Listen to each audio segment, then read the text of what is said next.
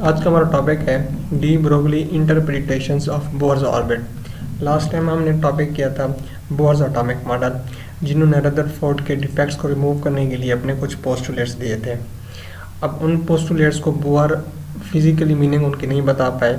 बाद में साइंटिस्ट है डी ब्रोगली, जिन्होंने आके बोर्स के पोस्टुलेट्स को एक्सप्लेन किया। इसलिए हमारे पास टॉपिक है de Broglie interpretations. Interpretation mean explain करना, वजाहत करना ऑफ बोर्स ऑर्बिट। सबसे पहले बैकग्राउंड में देखते हैं। रदरफोर्ड ने अपना एटॉमिक मॉडल दिया, जिसमें उन्होंने कहा कि हमारे पास इलेक्ट्रॉन जब किसी एटम के न्यूक्लियस के गिर्द रिवॉल्व करता है तो वो कॉन्टिन्यूसली रेडिएट करता है एनर्जी को, वो बिलाखिर उसे आपने आके न्यूक्लियस में गिर जाना चाहिए, जो कि उनका डिफेक्ट नंबर 1 था। सेकंड में उन्होंने देखा कि क्योंकि हमारे पास इलेक्ट्रॉन कॉन्टिन्यूसली हमारे पास एनर्जी को रेडिएट कर रहा है, इसलिए उसे हमारे पास जो एनर्जी है, एनर्जी का स्पेक्ट्रम है, उसे कॉन्टिन्यूस स्पेक्ट्रम बनाना चाहिए, लेकिन वो उस एक्सपेरिमेंट में लाइन स्पेक्ट्रम बना रहा था। तो इन्हीं डिफेक्ट्स को फिर बोर्स ने आके दूर किया। अब रदरफोर्ड की इस थ्योरी को आमतौर पर क्लासिकल थ्योरी में स्टडी करते हैं। नेक्स्ट हम देखते हैं bourse atomic model. Bourse atomic model ने आके रदरफोर्ड के एटॉमिक मॉडल को रिवाइज किया। उसने कहा कि अगर हमारे पास इलेक्ट्रॉन किसी ऑर्बिट में मूव कर रहा होता है तो इलेक्ट्रॉन किसी एक सर्टेन ऑर्बिट में मूव करता है। वो एक ऑर्बिट से दूसरे ऑर्बिट में ऐसे नहीं जा सकता, वो तब एक ऑर्बिट से दूसरे ऑर्बिट में जाता है जब वो अपनी एनर्जी को एब्जॉर्ब या फिर एवॉर्ड करता है। इस तरह हमारे पास बोर की जो एटॉमिक थ्योरी होती है उसे हम आमतौर पर सेमी क्लासिकल थ्योरी में कंसिडर करते हैं। और बोर ने जो हमारे पास इलेक्ट्रॉन लिया किसी ऑर्बिट में मूव करने के लिए, उसने उसको पार्टिकल कंसिडर किया। नेक्स्ट इसके बाद डी ब्रोगली ने अपनी थ्योरी दी, जिसमें उन्होंने कहा कि हमारे पास जो इलेक्ट्रॉन किसी ऑर्बिट में मूव करता है वो पार्टिकल में नहीं बल्कि हमारे पास वेव फॉर्म में मूव करता है किसी ऑर्बिट में, जो कि उनकी थ्योरी हमारे पास मॉडर्न थ्योरी के अंदर आ जाती है। अब नेक्स्ट हम देखेंगे कि हमारे पास बोर्स के एटॉमिक मॉडल के जो पोस्टुलेट्स थे उससे किस तरह डी ब्रोगली ने एक्सप्लेन किया था। सबसे पहले हम देखते हैं डिफरेंस नंबर 1। इसमें क्या है, हमारे पास बोर ने कहा कि हमारे पास जो इलेक्ट्रॉन है, बेसिकली क्या है कि इलेक्ट्रॉन हमारे पास एक पार्टिकल है। तो इलेक्ट्रॉन हमारे पास electron as a particle. De Broglie ने कहा इलेक्ट्रॉन एज अ वेव, जो कि 1924 में उन्होंने हमें बताया। अब अगर इसको थोड़ा इमेज की फॉर्म में अगर हम देखना चाहें, बोर्स ने जो अपना मॉडल दिया, बोर्स ने अपने मॉडल में कहा कि हमारे पास जो इलेक्ट्रॉन किसी ऑर्बिट के अंदर मूव कर रहा होता है वो एक पार्टिकल की फॉर्म में होता है, ना कि वेव की फॉर्म में। इसलिए उनका वेव का कंसेप्ट बिल्कुल ही नहीं था इसमें। इसलिए उन्होंने बाद में कहा कि हमारे पास जो इलेक्ट्रॉन है किसी ऑर्बिट में वो एक्ट करता है as a particle, not like a wave. लेकिन जब हमारे पास डी ब्रोगली ने अपने एक्सप्लेन किया बोर्स के पोस्टुलेट्स को, उन्होंने कहा कि हमारे पास जो इलेक्ट्रॉन होता है वो वेव फॉर्म में होता है। अब उन्होंने कहा वेव फॉर्म में से मुराद के इलेक्ट्रॉन अगर कंसिडर करके हमारे पास कोई इलेक्ट्रॉन है जो कि किसी ऑर्बिट में मूव कर रहा है, उस ऑर्बिट में मूव करते हुए बोर्स ने तो अपनी थ्योरी में कहा कि इलेक्ट्रॉन हमारे पास पार्टिकल वेव फॉर्म में मूव करता है, जबकि डी ब्रोगली ने कहा ये वेव फॉर्म में करता है। तो हम थोड़ा इसको इस वे में समझ लेते हैं कि बोर ने कहा फर्ज करें कि हमारे पास कोई 2 पोटेंशियल बैरियर हो। अब उसमें अगर कोई इलेक्ट्रॉन मूव कर रहा है तो इलेक्ट्रॉन कंसिडर होगा एज अ पार्टिकल, यानी कि हम उसकी लोकेशन और पोजीशन को फाइंड कर सकते हैं कि हमारे पास पार्टिकल या इलेक्ट्रॉन किस जगह पर मौजूद है। जबकि डी ब्रोगली ने क्या कहा कि अगर हमारे पास वही इलेक्ट्रॉन किसी 2 पोटेंशियल बैरियर के दरमियान मूव कर रहा होता है तो electron basically is a wave, एक वेव फॉर्म में हमारे पास इलेक्ट्रॉन क्या करता है, मूव करता है। अब हम वेव को तो अपनी लोकेशन और पोजीशन से फाइंड नहीं कर सकते, हमारे पास वेव की इस टाइम पोजीशन क्या है वो तो हर जगह पर है। इसलिए हम डी ब्रोगली ने कहा कि हमारे पास जो इलेक्ट्रॉन है बेसिक कंसेप्ट में वो क्या है, एक वेव है। नेक्स्ट हम इसके दूसरे स्टेप में देखते हैं। बोर्स ने में कहा electron do not radiate energy while orbiting, कि हमारे पास जो इलेक्ट्रॉन होते हैं वो अपनी एनर्जी को रेडिएट नहीं करते जब वो किसी ऑर्बिट में रिवॉल्व कर रहे होते हैं, घूम रहे होते हैं। अब उसी को फिर डी ब्रोगली ने क्या कहा कि अब बोर्स ने तो हमें इस बात का बता दिया कि हमारे पास इलेक्ट्रॉन किसी ऑर्बिट में रेडिएट कर रहे होते हैं, अपनी एनर्जी को रेडिएट नहीं करते। कब करते हैं, जब वो अपनी इनर टू आउटर ऑर्बिट में जाए, outer to inner to inner orbit में है तो वो इलेक्ट्रॉन एनर्जी को या तो रिवॉल्व एब्जॉर्ब करेंगे या फिर एवॉर्ड करेंगे। फिर इसी बात को डी ब्रोगली ने इस मेथड से एक्सप्लेन किया। उन्होंने कहा कि हमारे पास क्योंकि अब बोर्स इलेक्ट्रॉन को पार्टिकल कह चुका था और डी ब्रोगली उसको वेव कह चुका था। अब इसने कहा कि हमारे पास इलेक्ट्रॉन एनर्जी को रेडिएट नहीं करते ड्यूरिंग ऑर्बिटिंग या रिवॉल्विंग। अब उसे एक ऐसी वेव चाहिए थी जो कि एनर्जी को कन्फाइंड रख सके, एनर्जी को ट्रांसफर ना होने दे। तो फिर डी ब्रोगली ने कहा कि electron is a stationary wave, कि हमारे पास जो इलेक्ट्रॉन है एक क्या होगी, स्टेशनरी वेव होगी। अगर हम स्टेशनरी वेव को देखें कि हमारे पास स्टेशनरी वेव बेसिकली क्या होती है, फर्ज करें कि हमारे पास एक कोई दो मीडियम है जिसमें हम कह सकते हैं कि उसमें अगर हम एक वेव प्रोड्यूस करें तो उस वेव की जो मोशन होगी वो अप एंड डाउन मोशन होगी। मतलब जितनी हम ज़्यादा फोर्स से जितनी ज़्यादा उसकी एनर्जी होगी उसका ज़्यादा अप एंड डाउन उसका मूव होगा। उसकी एनर्जी जो होगी उस वेव की वो क्या रहेगी, इन दो पोटेंशियल बैरियर के अंदर कन्फाइंड रहेगी, ट्रांसफ़र नहीं हो पाएगी किसी दूसरे मीडियम में। तो इस किस्म की जो वेव थी उसे नाम दिया गया स्टेशनरी वेव का। अब इस डायग्राम में हम देखते हैं कि बेसिकली स्टेशनरी वेव क्या होती है। अब स्टेशनरी वेव की हम आमतौर पर डिफाइन ये कर सकते हैं कि हमारे पास ऐसी वेव्स जिसमें हम कह सकते हैं कि दो वेव्स जो कि सेम स्पीड में मूव करूँ, हम कहते हैं कि हमारे पास वेव नंबर कौन सी है, हमारे पास ये वेव कहते हैं ये वेव नंबर 1 है और ये हमारे पास वेव 2 है। ऐसी दो वेव जो कि सेम स्पीड से मूव कर रही हूँ, उनका एम्पलीट्यूड सेम हो। मीन एम्पलीट्यूड क्या होता है, उनके मीन पॉइंट से लेकर उनके स्ट्रीम पॉइंट तक जो मैक्सिमम डिस्प्लेसमेंट होता है हमारे पास उसे हम क्या बोलते हैं, एम्पलीट्यूड बोलते हैं। मतलब यहाँ से यहाँ तक का जो डिस्टेंस होगा हमारे पास अपर पोर्शन में, और अगर नीचे वाला पोर्शन लेना चाहे तो यहाँ से यहाँ तक का हमारे पास जो डिस्टेंस होगा वो क्या होगा, डिस्प्लेसमेंट होगा, या हम उसे आमतौर पर कहते हैं एम्पलीट्यूड। अब उन्होंने क्या कहते हैं, अगर दो वेव्स होंगी सेम स्पीड से मूव कर रही हूँ, एम्पलीट्यूड क्या उनका सेम हो लेकिन उनकी डायरेक्शन क्या हो हमारे पास अपोजिट हो। अगर हमारे पास मान लें कि हमारे पास फर्स्ट वेव इस डायरेक्शन में मूव करी है तो सेकंड वेव की डायरेक्शन हमारे पास कुछ इस डायरेक्शन में होनी चाहिए। तब जो नोड्स के ऊपर नोड्स आएंगे या एंटी नोड के ऊपर एंटी नोड आएंगे तो हमारे पास एक कंस्ट्रक्टिव या डिस्ट्रक्टिव इंटरफेरेंस बनेगा, जिसे हम आमतौर पर डबल स्लिट एक्सपेरिमेंट में भी पढ़ चुके हैं।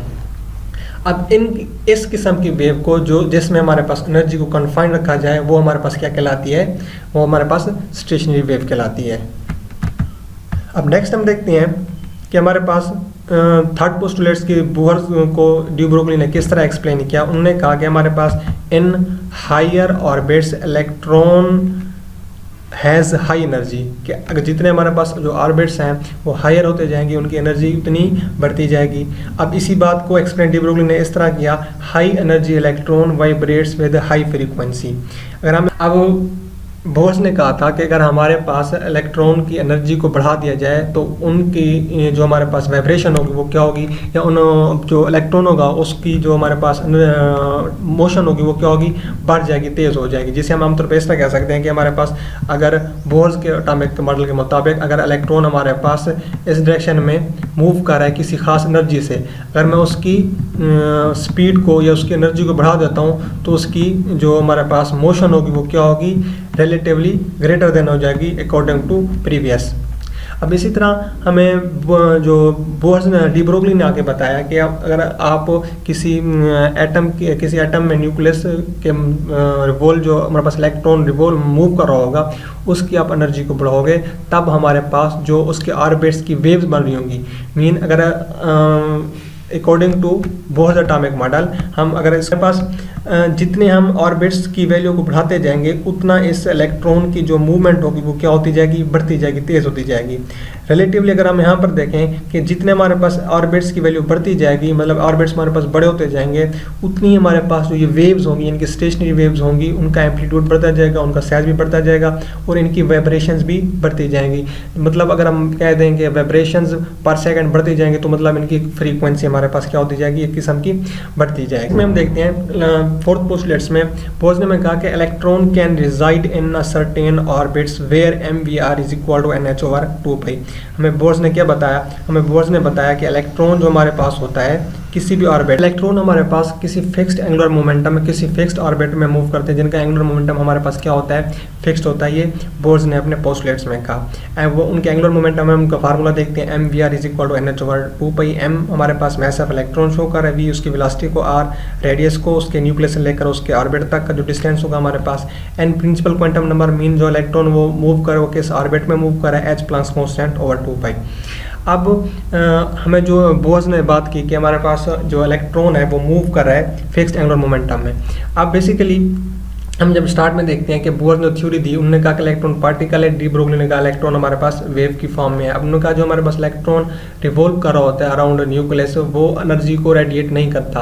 अब इन्होंने वेव को मद्देनजर रखते हुए अपना जवाब इस फॉर्म में दिया कि हमारे पास वो बिल्कुल ही एनर्जी को रेडिएट नहीं करता बल्कि वो स्टेशनरी वेव फॉर्म में होता है। इन्होंने कहा कि higher orbits electron has high energy, मतलब जितने ऑर्बिट्स हम बढ़ाते जाएंगे उनकी एनर्जी उतनी क्या होती जाएगी हमारे पास। उन्होंने कहा कि हमारे पास जो डी ब्रोगली ने कि हमारे पास जो एनर्जी होगी किसी अगर इलेक्ट्रॉन की एनर्जी को बढ़ा दें तो क्योंकि एनर्जी जो इलेक्ट्रॉन होगा वो वेव फॉर्म में है डी ब्रोगली इंटरप्रिटेशन में, तो उसकी जो वेव्स की जो हमारे पास वाइब्रेशन है वो क्या हो जाएगी, बढ़ जाएंगी। अब जो उन्होंने फार्मूला दिया बेसिकली बोर्स ने जो अपने पोस्टुलेट्स दिए थे वो बिल्कुल एक्यूरेट दिए थे, मतलब ठीक दिए थे, लेकिन वो उनकी फिजिकल मीनिंग को नहीं बता पा रहे थे। मतलब अगर इस पोस्टुलेट्स में ये हैपनिंग हो रही है तो इसकी एक्चुअल रीज़न क्या है, ये क्यों हो रहा है, तो उसको आके डी ब्रोगली ने एक्सप्लेन किया था। अब डी ब्रोगली ने इसी वेव फॉर्म को यूज़ करते हुए फार्मूला जो हमारे पास अप्लाई करना था जो कि इक्वल आना चाहिए था हमारे पास बोर्स के फार्मूले के इक्वल, जो कि था हमारे पास mvr is equal to NH/2π। तो डी ब्रोगली ने तो उसमें थोड़ा इस प्रोसेस से उसे प्रूव किया कि हमारे पास जो फार्मूला आता है मोमेंटम पार्टिकल के लिए वेवलेंथ फाइंड करने के लिए lambda is equal to h/mv। इसमें लैम्डा हमारे पास क्या होगी, इसकी वेवलेंथ होगी, h प्लांक्स कांस्टेंट, मैस और v mass of electron, v उसकी वेलोसिटी होगी। अब यहाँ पर कह रहा है circumference is equal to n lambda. अब यहाँ पर हमने ये समझा सर्कमफेरेंस किस चीज़ की वो बात कर रहे हैं कि उसने कहा कि अब क्योंकि हमारे पास जो इलेक्ट्रॉन है किसी ऑर्बिट में मूव कर रहा है, अब ऑर्बिट बेसिकली एक सर्कल फॉर्म में है, हम ये भी जानते हैं। अब सर्कल बेसिकली कितना एंगल बना रहे थे हमारे 360 डिग्री। हम अब 360 डिग्री में हम यही देखते हैं कि जो सर्कल का है और जो ऑर्बिट का है सर्कमफेरेंस है वो हमारे पास सेम है। अब उसने ही बात की कि हमारे पास जो वेव बना रही है एक ऑर्बिट के ऊपर वो सर्कमफेरेंस 360 के ऊपर आ रहा है जो कि इक्वल है n लैम्डा के। अब लैम्डा तो हमारे पास वो वेवलेंथ हो जाएगी, n क्या होगा, n हमारे पास वो ऑर्बिट होगा जिस ऑर्बिट में वो हमारे पास क्या कर रही होगी, मूव कर रही होगा वो इलेक्ट्रॉन वेव फॉर्म में। अब हमारे पास क्या आता है सर्कमफेरेंस, एज वी नो किसी भी सर्कल का सर्कमफेरेंस किसके इक्वल होता है, 2πr के इक्वल होता है, is equal to n lambda. अब यहाँ पर वो n यूज़ क्यों करा है, n यहाँ पर हमारे पास इंटीजर होगा, इंटीग्रल मल्टीपल यानी कि 1 2 3, वो आगे चल के मैं आपको थोड़ा एक्सप्लेन करूँगा कि ऐसा क्यों होता है, हम फ्रैक्शनल फॉर्म में क्यों नहीं ले सकते। अब लैम्डा इज इक्वल टू, यहाँ से लैम्डा की वैल्यू निकालेंगे तो हमारे पास क्या वैल्यू आएगी, lambda is equal to 2πr/n। अब इसे हम इक्वेशन नंबर 2 कह देते हैं। अब दोनों इक्वेशन हमारे पास आ गई, एक लैम्डा इज इक्वल h/mv, दूसरी लैम्डा इज इक्वल 2πr/n। दोनों इक्वेशन को हम क्या करेंगे, कंपेयर करेंगे, comparing equation 1 and 2, hence we gets h/mv is equal 2πr/n। अब यहाँ से हम पहले mvr को अलग कर लेते हैं, हमारे पास तो बाकी क्या बच जाएगा हमारे पास NH/2π is equal to mvr, m भी जाके r से यहाँ पर मल्टीप्लाई हो जाएगा। तो यहाँ से हमारे पास फार्मूला प्रूव हुआ mvr is equal to NH/2π जो कि बिल्कुल सेम था हमारे पास डी ब्रोगली के फार्मूले बोर्स के फार्मूले के इक्वल। तो मतलब जो हमें डी ब्रोगली ने अपनी इंटरप्रिटेशन दी थी वो बिल्कुल एक्यूरेट उनके ऑथेंटिक रीजनिंग के साथ बताया कि ऐसा होता है तो क्यों होता है। नेक्स्ट में हम एक क्वेश्चन देखते हैं, हमारे पास कहता है why de Broglie idea is better than the Bohr's orbit, कि हमारे पास जो डी ब्रोगली का आइडिया है वो बोर्स से आइडिया से बेटर क्यों है। कहता है both said that while orbiting electron do not radiate energy but Bohr's has no reason to explain this behaviour, कि दोनों ने कहा तो था कि इलेक्ट्रॉन जब मूव कर रहा होता है हमारे पास एनर्जी को रेडिएट नहीं करता, लेकिन जो हमारे पास डी ब्रोगली का आइडिया था उसने उसकी रीज़न बताई थी और बोर ने इसकी रीज़न को एक्सप्लेन नहीं किया था। While de Broglie justified this by his wave nature of electron, as electron is a stationary wave and as energy is confined in a stationary wave, that's why electron do not radiate while orbiting। अब जो मैं Bohr ने बताया था उन्होंने कहा कि electron अगर किसी न्यूक्लियस के गिर्द इलेक्ट्रॉन मूव कर रहा है हमारे पास, इलेक्ट्रॉन हमारे पास मूव कर रहा होगा किसी एक ऑर्बिट में, वो एक फिक्स्ड ऑर्बिट मूव करेगा, वो एक ऑर्बिट से दूसरे ऑर्बिट में मूव नहीं कर पाएगा। अब फर्ज करें हमारे पास इस ऑर्बिट में कोई इलेक्ट्रॉन मूव कर रहा है तो वो इस ऑर्बिट में नहीं जाएगा तब तक जब तक वो अपनी एनर्जी को क्या कर लेगा, दूसरी बाहर से एनर्जी को एब्जॉर्ब करने लेगा। लेकिन वो इस गैप में बिटवीन टू ऑर्बिट्स में वो रिवॉल्व नहीं कर सकता, जिसे हम फॉरबिडन गैप कहते हैं। क्यों नहीं कर सकता, इस रीज़न को वो नहीं बता पाया था। फिर इसी बात को एक्सप्लेन किया था डी ब्रोगली ने। उन्होंने क्या कहा कि हमारे पास जो इलेक्ट्रॉन मूव करता है, क्योंकि वो एक वेव फॉर्म में मूव करता है जो कि स्टेशनरी वेव होती है, स्टेशनरी वेव में हमारे पास एनर्जी क्या रहती है, कन्फाइंड रहती है। इस वजह से वो किसी एक ऑर्बिट से दूसरे ऑर्बिट के बिटवीन मूव नहीं कर करता, बल्कि एक स्पेशल इंटीग्रल मल्टीपल में मूव करता है। इस थोड़ा हम एक अब इसी में उन्होंने क्या कहा कि हमारे पास बोर्स ने कहा कि अगर इलेक्ट्रॉन एक ऑर्बिट में मूव करे तो दूसरे ऑर्बिट में उसे जाने के लिए एनर्जी को एब्जॉर्ब करना पड़ेगा। अगर फर्ज करें यहाँ पर मूव करो इलेक्ट्रॉन तो इसे यहाँ पर आने के लिए एनर्जी को रिलीज करना पड़ेगा, लेकिन वो इस गैप में एनर्जी इलेक्ट्रॉन मूव नहीं कर पाएगा ड्यू टू नो रीजन। अब उसके पास इस चीज़ की कोई रीज़न नहीं थी कि हमारे पास वो इस फॉरबिडन गैप में इन दो ऑर्बिट के दरमियान क्यों नहीं अपने रिवॉल्व कर सकता अपने न्यूक्लियस के गिर। अब उसने इसी बात को एक्सप्लेन किया था वेव फॉर्मिंग, क्योंकि हमारे पास जो वेव्स होती हैं वो स्टेशनरी वेव्स हैं। अब स्टेशनरी वेव्स एक ऑर्बिट से दूसरे ऑर्बिट में तो डायरेक्टली हमारे पास मूव नहीं कर पाती। अब हमारे पास जो हम इक्वेशन में यूज़ कर रहे थे सरकमफेरेंस के लिए एन लैम्डा, अब यहाँ पर हम एन यूज़ क्यों करते हैं, हमारे पास जो वैल्यू आती है किसी भी स्टेशनरी वेव्स की। अब स्टेशनरी वेव्स को आमतौर पर इस फॉर्म में देखते हैं कि किसी ऑर्बिट में अगर कोई इलेक्ट्रॉन मूव कर रहा है तो उसकी जो वेव्स हैं उस ऑर्बिट में वो परफेक्टली आनी चाहिए। जैसे मैंने पहले बताया कि हमारे पास स्टेशनरी वेव्स का नोड्स के ऊपर नोड्स और एंटी नोड के ऊपर एंटी नोड आना चाहिए, यानी कि कंस्ट्रक्टिव इंटरफेरेंस बनना चाहिए, ना कि डिस्ट्रक्टिव इंटरफेरेंस। अगर ऑर्बिट में हम देखें कि हमारे पास फर्ज करें हमसे हमारे पास ये एंटी नोड है, यहाँ से वेव स्टार्ट हो रही है तो हमारे पास ये वन वेव होगी यहाँ तक, यहाँ से यहाँ तक टू वेव, यहाँ से यहाँ तक थ्री वेव और ये हमारे पास फोर्थ वेव, यानी कि चार वेव्स हमारे पास ऐसे पैटर्न के ऊपर बन रही है जो कि कंप्लीटली एक दूसरे के ऊपर डिपेंड कर रही है। एंटी नोड के ऊपर एंटी नोड ही आ रहा है। लेकिन थोड़ा हम अगर इसको देखें, इसमें हमारे पास जो वेव्स हैं वो थोड़ा से वेव्स इसके पैटर्न से बढ़ रही है, इसके नोड के ऊपर नोड या एंटी नोड के ऊपर एंटी नोड नहीं हो रहा। इसलिए उसने कहा कि हमारे पास जो सरकमफेरेंस होता है वो उसके एन लैम्डा के इक्वल होना चाहिए। इसमें जो एन है हमारे पास वो एक इंटीजर है, उसमें हम इंटीजर में 1 भी ले सकते हैं, हम 2 भी ले सकते हैं और 3 भी ले सकते हैं, अप टू सोन जितने भी हम उसके ऑर्बिट्स को बढ़ाते जाएंगे। अब एक तो रीज़न इसके हमारे पास ये वाली होगी।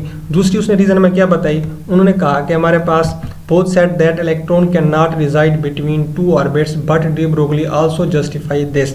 अब दोनों ने कहा था कि हमारे पास इलेक्ट्रॉन है वो दो ऑर्बिट्स के दरमियान नहीं रह सकते, वो उन्होंने इस चीज़ को भी एक्सप्लेन कर दिया। He said electron will remain as stationary wave in orbit only if it has an integral multiple of wavelength so that a node meets a node, otherwise node meets and antinode electron would not be able to exist as a circular stationary wave in these locations। अब इसी diagram में देखते हैं कि हमारे पास अगर node के ऊपर नोड होगा तो वो अलाउड होगा कि हमारे पास जो उसकी मोशन होगी ऑर्बिट की, इलेक्ट्रॉन की ऑर्बिट में वो परफेक्टली स्मूथ होगी। अदरवाइज ऐसा पॉसिबल नहीं हो सकता है कि हमारे पास इलेक्ट्रॉन की जो मोशन है जब वो फ्रैक्शनल फॉर्म में आ जाए। नेक्स्ट हम देखते हैं नोड में कहते हैं इन हायर ऑर्बिट्स इलेक्ट्रॉन और वाइब्रेट्स विद शॉर्टर वेवलेंथ, कि हमारे पास जितने ऑर्बिट्स बढ़ते जाएंगे, जितने ऑर्बिट्स होंगे वो बढ़ते जाएंगे, उस तरह इलेक्ट्रॉन की जो वाइब्रेशन होगी वो बढ़ती जाएगी और उनकी जो वेवलेंथ होगी हमारे पास वो शॉर्टर होती जाएगी। जैसे हम आमतौर पर देखते हैं कि हमारे पास अगर कोई इलेक्ट्रॉन किसी शॉर्टर ऑर्बिट में मूव करे तो कम ऑर्बिट में मूव करे तो उसकी हमारे पास जो वाइब्रेशन होगी वो कम होगी, उसकी वेवलेंथ थोड़ी बड़ी होगी। अब जो जो ऑर्बिट्स की वैल्यू बढ़ती जाएगी उसकी जो हमारे पास वाइब्रेशन होगी वो तो बढ़ती जाएगी, लेकिन उनकी जो वेवलेंथ होगी हमारे पास वो क्या होती जाएगी, कम होती जाएगी। नेक्स्ट हमने देखा कि जो उनका इंटीग्रल मल्टीपल है कि एक ऑर्बिट में जो हमारे पास वेव मूव करी वो परफेक्टली स्मूथ होना चाहिए, एंटी नोड के ऊपर एंटी नोड या नोड के ऊपर नोड। जितने हमारे पास ऑर्बिट्स बढ़ते जाएंगे उतनी हमारे पास वेव्स बढ़ती जाएंगी और जो हमारे पास लूप्स होते हैं उन वेव्स का क्या होती है हमारे पास डबल होती हैं। अब यहाँ पर देख सकते हैं n=4 n=5, जितना ऑर्बिट्स की तादाद स्ट्रेंथ वैल्यू बढ़ती जाएगी उतने हमारे पास नंबर ऑफ वेव्स भी एज इट इज़ बढ़ती जाएंगी। नेक्स्ट हम देखते हैं it is clear that number of loops in any orbit is double of the number of the orbit, कि जो हमारे पास नंबर ऑफ लूप्स होती हैं किसी भी ऑर्बिट में उस वेव्स का ऑर्बिट का क्या होती है हमारे पास डबल होती हैं। नंबर ऑफ लूप्स होंगी वो ऑर्बिट का हमारे पास क्या होंगी, डबल होंगी। मान लें कि हमारे पास ये ऑर्बिट है, इस ऑर्बिट में हमारे पास जो ये लूप्स बन रहे हैं कि हमारे पास अगर इस ऑर्बिट में लूप एक नोड और एंटी नोड, मीन अगर एक नोड और दूसरे नोड का रिलेटिव डिस्टेंस को आपस में मिला दें तो हमारे पास ये क्या होता है, एक लूप बनता है। अगर इसको हम एक्सप्लेन करें इस वेव फॉर्म में, हमारे पास यहाँ पर देखें कि एक वेव में हमारे पास दो लूप्स आ रहे हैं। फर्ज करें कि हमारे पास ये एक वेव है,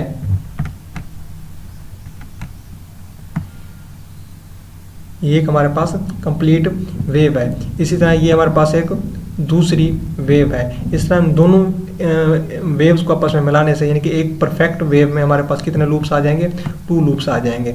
इसी तरह हम देख सकते हैं जो हमारे पास एंटी नोड्स होता है वो मीन पॉइंट के यानी कि वेव्स के मीन पॉइंट के जो लोअर पार्ट होता है, या आप ये भी कह सकते हैं कि मीन पॉइंट से जो मैक्सिमम डिस्टेंस पर पार्टिकल्स होते हैं उसे आप एंटी नोड्स बोल सकते हो।